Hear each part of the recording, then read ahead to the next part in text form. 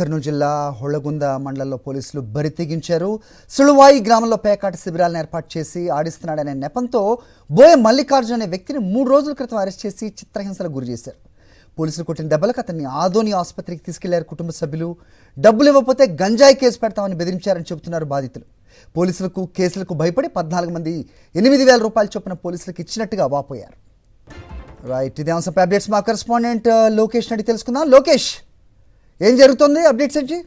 అరే, ఉల్లగొండ మండలం సులువాయి గ్రామానికి చెందిన బోయ మల్లికార్జున అనే వ్యక్తిని 3 రోజుల కిందట పోలీసులు అదుపులో తీసుకుని చిత్రహింసలకు గురి చేశారంటూ బాధితుడు వాపోతున్న పరిస్థితి కనపడుతుంది. ఏదైతే పేకాట శిబిరాలను ఏర్పాటు చేసి ఆ యొక్క గ్యామ్లింగ్ ని ఆడిస్తున్నారనే నెపంతో తనను చిత్రహింసలకు గురి చేశారంటూ బాధితుడు వాపోతున్న పరిస్థితి.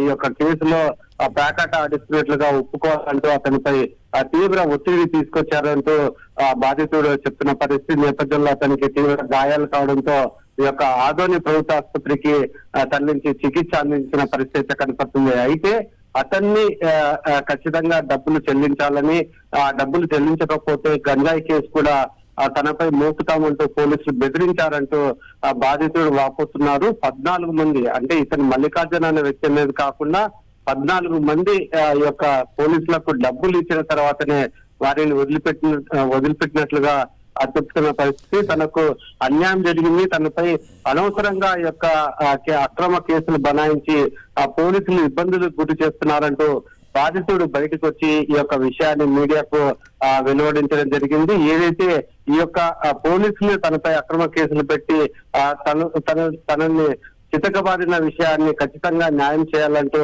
బాధితుడైతే వాపోతున్న పరిస్థితి కనపడుతుంది. మొత్తం మీద ఈ యొక్క కర్నూలు జిల్లాలో చూసుకున్నట్లయితే ఈ యొక్క జిల్లాలో పోలీసుల యొక్క తీరుని కూడా ఈ యొక్క సామాన్య ప్రజలు తప్పుపడుతున్న పరిస్థితి. ఎందుకంటే ఆ యొక్క అక్రమ కేసులు పెట్టడమే కాకుండా వారిపై ఈ విధంగా చిత్రహింసలకు గురి చేయడం అనేది చాలా ఇబ్బంది కలిగిస్తుందంటూ బాధితులు వాపోతున్నారు. ఖచ్చితంగా ఉన్నతాధికారులు వీరిపై చర్యలు తీసుకోవాలంటూ బాధితులు కోరుతున్న పరిస్థితి కనపడుతుంది. ఓకే లోకేష్.